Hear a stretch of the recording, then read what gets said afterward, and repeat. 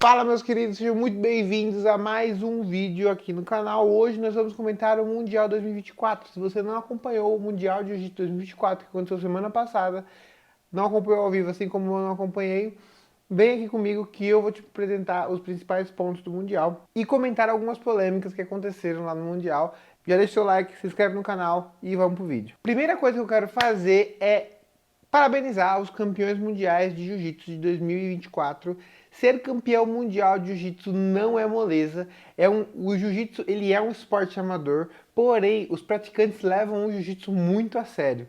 Muitos praticantes param até de estudar para poder focar só na arte marcial. Então, quando a gente fala de comprometimento, quando a gente fala do mais alto nível que existe, os campeões mundiais da IBJJF são a referência que a gente tem de excelência no esporte desde que o esporte foi criado em 1996. Então, parabéns a todos os 16 campeões mundiais e aos medalhistas do pódio por estarem no seleto grupo de atletas que fazem parte da elite do jiu-jitsu brasileiro. Show de bola? Eu quero já tirar o elefante da sala e eu quero comentar a publicação de Nicolas Meregali.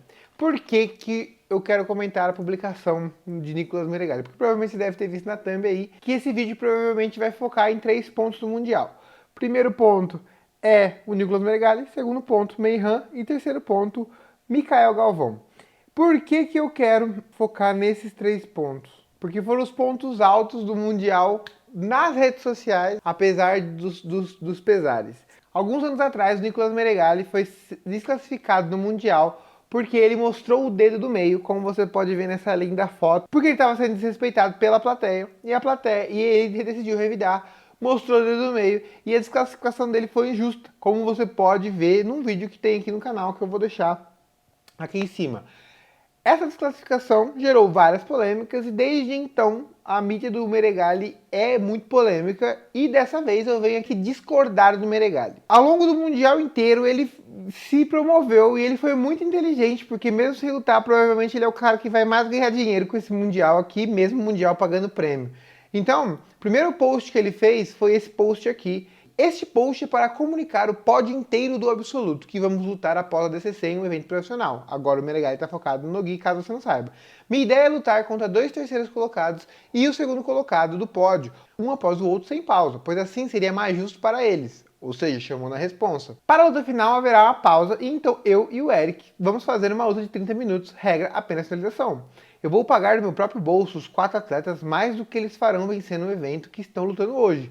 E também vou colocar uma premiação de $50 mil para o campeão, que no caso eu vou me auto-premiar, hahaha. Eu vou organizar o evento para depois da CC, pois até lá eu não perderei meu foco no Double Gold. Muita gente pode reclamar, mas eu estarei financiando o evento do meu próprio bolso, pagando os atletas mais do que eles receberam pelo usar de kimono na vida, para eles de lutarem e dividirem o tatame com o melhor do mundo. Isso é uma oportunidade indispensável. Quando ele fez esse post, eu achei muito maneiro, que ele simplesmente decidiu não lutar porque ele estava focado na DCC e achou um jeito de capitalizar em cima do Mundial. Pô, isso aqui teve 27 mil curtidas. É uma foto estática, num perfil. É simplesmente uma foto. É basicamente, para quem mexe com redes sociais sabe que uma foto não deveria pegar uma foto de um influenciador, entre aspas, né? Um famoso do jiu-jitsu não deveria pegar tudo isso de like. E pegou com o Meregali, então eu achei, putz, maneiro. E aí, eu não sei o que aconteceu no meio do caminho, eu achei que ele se perdeu um pouco nas críticas ao Mundial. Por quê?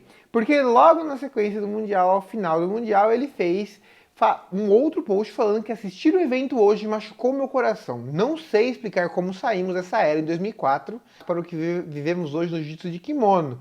Aqui na foto que ele postou tem o Roger Gracie, Verdun, Jacaré, o Braulio Estima, o Xande Ribeiro, o Mário Reis, o Gabriel Moraes, o Fernando Vieira e o Marcelinho Garcia. Ele continua. Estamos todos de parabéns, pois estamos conseguindo destruir um esporte. A cada ano que passa o jiu-jitsu de kimono fica mais confuso, a regra fica mais confusa, temos mais desclassificações nos eventos, temos mais fechamento de categoria, temos mais lutas fake, onde vitórias são armadas, escândalo de arbitragem, casos de doping, lutas estão mais travadas, mais atletas totalmente despreparados e por sorte ganham eventos.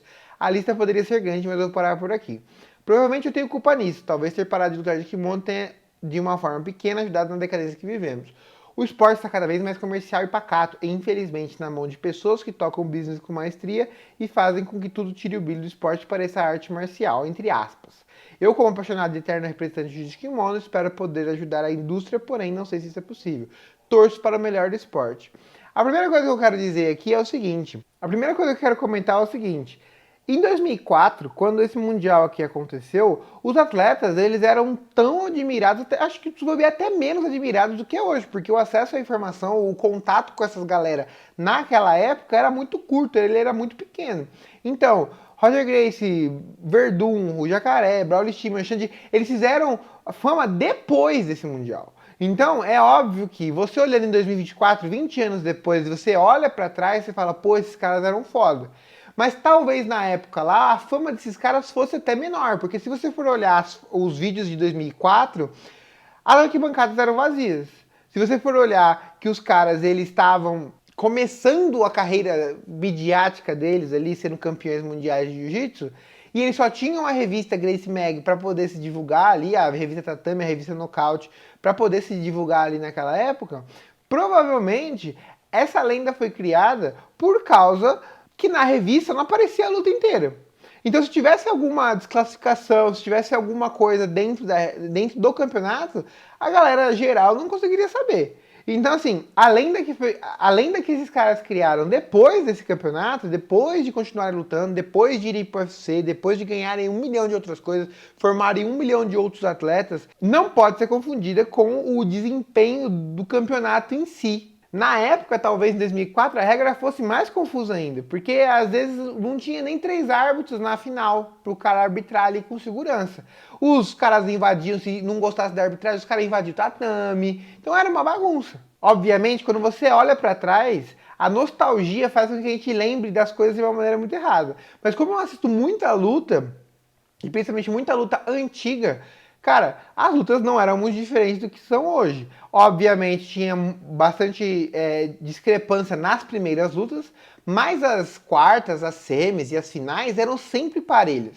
Óbvio que tinha uma aberração sempre, um Marcelo Garcia e um Roger Gracie, que conseguiam se sobressair muito, mas isso hoje em dia também existe. A gente tem o Mika Galvão, a gente tem o Meihan, a gente tem outros caras também que estão ali sempre no topo, tá ligado? Então, a gente não pode confundir isso, a gente não pode confundir a lenda com a realidade que aconteceu lá em 2004. Talvez em 2004 a gente não tivesse a informação que existe agora, no caso, né? Então, beleza. E aí a regra que ele tá reclamando, pô, hoje em dia tá muito mais clara. Hoje em dia é muito mais fácil de não acontecer erros, porque hoje nas finais tem 3 árbitros e mais 2 lá do lado de fora.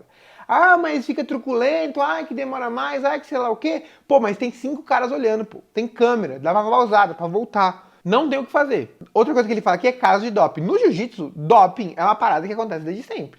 Então não adianta a gente desacreditar que existia doping, porque nessa época devia existir também. E muito provavelmente algum desses campeões aqui, se tivesse sido testado na época, teria sido testado positivamente. Posso afirmar com certeza? Não, mas o doping dentro da modalidade sempre existiu e existe dentro de todas as modalidades. Se você acha o doping tão absurdo, assiste o documentário chamado Ícaro na Netflix. Ele é um documentário que simplesmente mostra um problema endêmico do doping no esporte. E aí, na minha opinião, eu acho melhor que tinha que liberar mesmo, porque pelo menos não fica essa palhaçada. Que uns usam, outros não usam, e fica a discussãozinha de, ah, eu não uso, mas você usa, você roubou. Pô, libera tudo logo, e se quiser usar, você usa e já era, tá ligado? E aí, outra coisa, mais atletas totalmente despreparados por sorte ganham os eventos. Onde? Quem?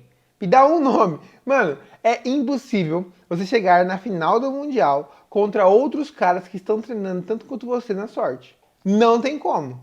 Ah, mas falta adversário. Pô, se falta adversário é que o cara tá melhor, pô. Como eu vou falar que o cara está despreparado, sendo que o outro adversário dele se preparou e ele se preparou mais? Ah, mas o nível estava menor. Mas isso é natural de toda a variação de nível dentro da modalidade, ela é natural. Daqui 5, 10 anos, quando esses caras estiverem mais maturados, o nível dos caras vão subir e a sensação é que eles são muito mais superiores. A diferença é que você vê o Mika Galvão, você vê um Tainan que desempenham muito cedo, com 20 anos os caras já são campeão mundial, e você acha que esse é o normal. O normal é com 20 anos o cara estar no alto nível e ele vai desempenhar lá com 27. Esse mundial provavelmente tinha muito cara novo, muito recém-faixa preta.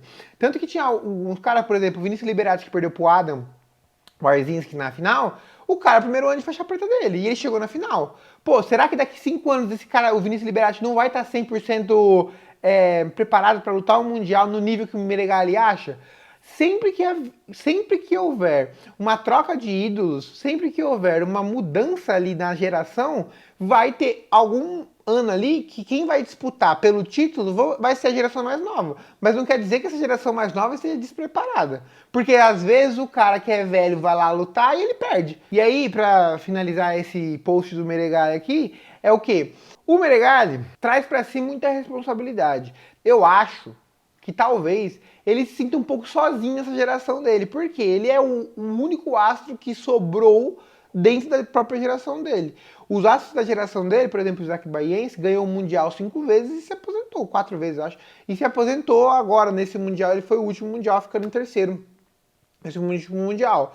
Na época do Bochecha, os caras se aposentaram quase todos ao mesmo tempo. Você não vê.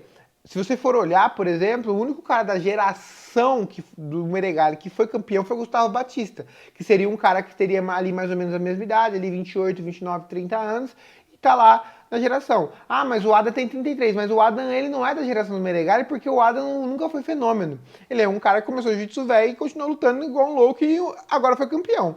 Então, talvez o Meregali se sinta muito sozinho na geração dele e aí ele sente essa nostalgia pelas gerações anteriores e pelas próximas gerações. Às vezes isso acontece. Às vezes um cara muito bom precisa de um adversário que ele não encontra. E aí ele precisa ir para outra modalidade, no caso ele foi pro Nogi, às vezes o cara vai para outra modalidade, por exemplo, MMA, às vezes o cara simplesmente se aposenta, que foi, por exemplo, o caso do Marcelinho Garcia. Então, assim, rivalidades grandes são sorte, é sorte. Então você tem que nascer com habilidade e você tem que sonhar que outro cara nasça com habilidade e aí você tem que treinar anos e anos e tem que sonhar que o outro cara que nasceu com habilidade, ele vai treinar junto com você e vai te acompanhar até a faixa preta e na hora que chegar lá na faixa preta você vai ser rival dele e aí vocês dois, um sendo antagonista do outro, vocês dois vão crescer junto. Cara, isso daí é uma utopia, é uma coisa que seria ótimo de acontecer para o público, para o esporte, mas não é sempre que acontece. Porém, quando você vê a próxima geração, você vê vários duelos ótimos. Diego Pato e Diogo Reis uma rivalidade massa. Você olha o Vitor Hugo e o Eric Muniz é uma rivalidade massa. O Meregali se compara muito com o Vitor Hugo e com o Eric Muniz, mas eles são mais novos, bem mais novos do que o Meregali, no sentido de geração do jiu-jitsu, né? Ele é uma geração. O Meregali é uma geração antes desses caras. Então, infelizmente, ele caiu numa época que ele tá sozinho mesmo. Ele chegou numa época, ele ficou bom numa época que a galera já não entra mais. Da época do Meregali, que ele lutaria seria o Kenan Cornelius, seria o Muhammad Ali, por exemplo, mas é difícil, porque os interesses vão mudando, as prioridades vão mudando, o cara ganhou o campeão mundial uma vez, ele tá satisfeito e ele vai embora e aí isso acabou. Infelizmente, Meregali está sozinho nessa geração e aí ele tem que se virar para continuar, para fazer a marca dele funcionar. O que é muito mais fácil, por exemplo, Roger e Xande, porque os dois são antagonistas e, pô, os caras crescem junto ao mesmo tempo ali, tá ligado? Então é isso. Da parte do Meregali, falei tudo que eu tinha pra falar, acredito eu. Próximo, eu quero falar do Meihan. Por quê? Meihan, ele é um cara, ele é famoso, ele é daqui de São Paulo. Na verdade, ele é do Amazonas, né? Mas ele treinava aqui em São Paulo, desde a faixa azul com o Gigo, se eu não me engano. E ele é famoso, eu ouço histórias do Meihan desde que ele é faixa azul. Meu irmão já foi treinar na Gigo e aí, já faixa preta, e o Meihan era faixa azul. E ele falou, mano, eu apanhei do moleque faixa azul lá. Houve várias lendas ao longo do tempo e eu sabia que o Meihan seria um atleta foda.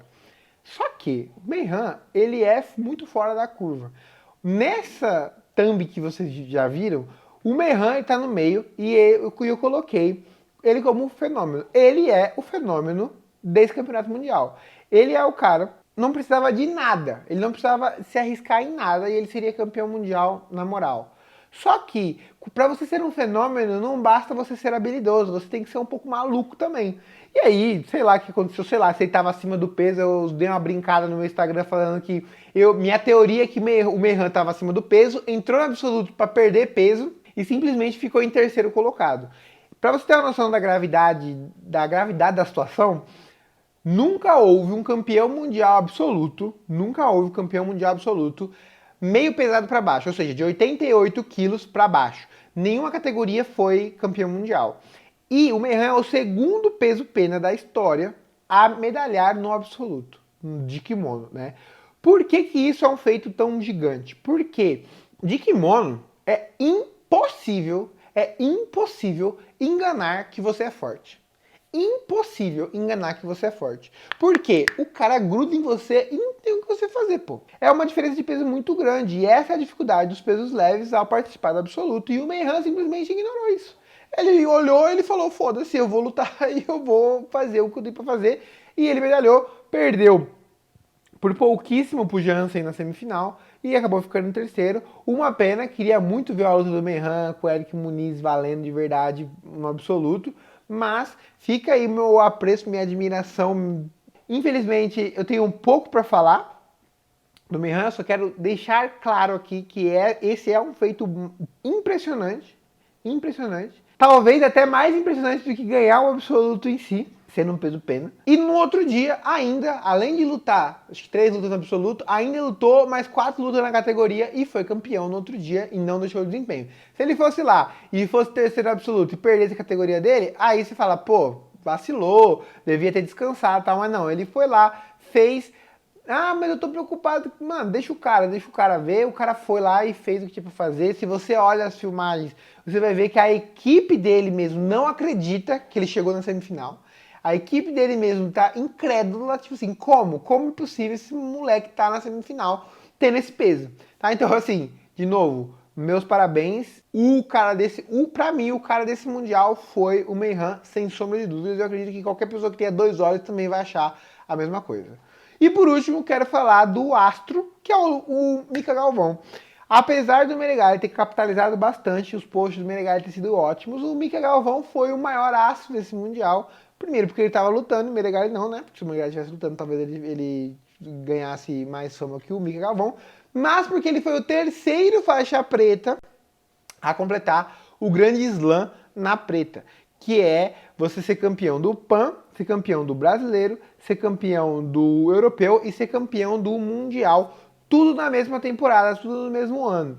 Então isso é um feito também muito impressionante, e o Mika Galvão já preparou isso há muito tempo, e ele tá vindo lutando há muito tempo, e ele queria esse feito é um feito que também é um feito muito difícil de ser conquistado, tanto que ele é o terceiro só que conseguiu a fazer isso. Então, o astro do evento, com certeza, Mika Galvão. E o que mais me agrada do Mika Galvão é que ele faz um marketing silencioso. Ele só vai lá, ele ganha o campeonato dele, ele posta uma fotinha sorrindo com a medalha e boa, o marketing está feito. Tá, então, novamente, parabéns a todos os campeões, parabéns ao Gustavo Batista, que foi campeão a 5ª vez, Gabi Peçanha, que foi a campeã a 9ª vez, Andressa Cinta, Luísa Monteiro, que foram campeã mais uma vez, também são lendas aí do jiu-jitsu do esporte. Parabéns a Adam Arzinski, que não vai ver nunca, porque o cara é polonês, não vai ver nunca, que foi campeão mundial com 33 anos pela primeira vez na faixa preta.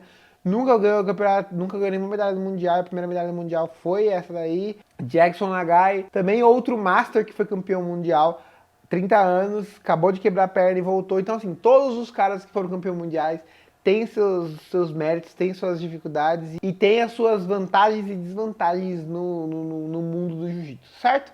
Então é isso, espero que tenham gostado desse vídeo mais news, mais comentarista do BJJ. Vou tentar fazer mais vídeos assim.